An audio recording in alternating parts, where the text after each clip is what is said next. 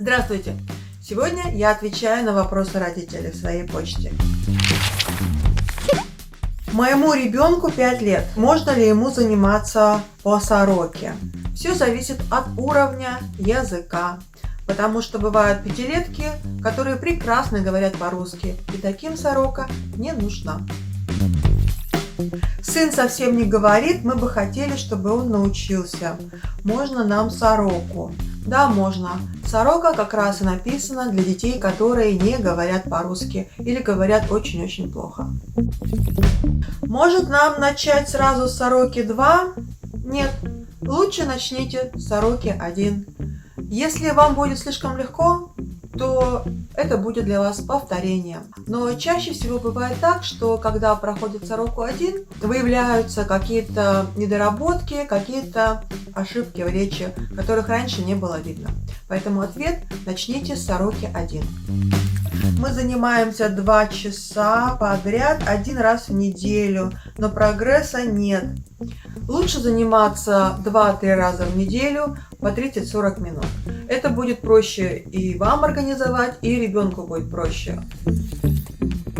У нас занятия пианино, футбол, как совместить с русским языком. Здесь-то как раз очень простой ответ. Надо поставить русский язык в расписание. Даже если вы специально не ходите в русскую школу, у вас есть занятия с мамой.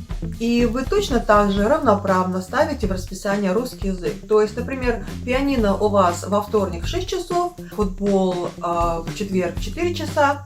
Также занятия с мамой вы ставите в понедельник в 4. И все. Оно стоит в расписании и никуда не двигается. Нужно ли проводить урок, если ребенок устал, заболел или перевозбудился? Но насчет заболел, конечно, решать вам. Я бы, скорее всего, в постель уложила заболевшего ребенка. А что касается усталости и перевозбуждения, я бы отменять урок не стала. Я бы его провела, но в более легком режиме. То есть вместо упражнений и заданий на чтение я бы просто посидела, поговорила, посмотрела бы какие-то картинки или фотографии, спела бы песенку. То есть урок в расписании стоял бы железно, его никуда двигать и убирать нельзя. Но одновременно с этим он проходит как бы в более легком режиме. А потом в следующий раз, когда ребенок уже будет не такой возбужденный или отдохнет и не будет уставшим, можно провести нормальное занятие с чтением текстов, с грамматическими упражнениями, упражнения на развитие речи, все, что вашей душе угодно. Надеюсь, я ответила на основные ваши вопросы. Если что-то еще осталось невыясненным, вы можете писать внизу в комментариях. Всего доброго!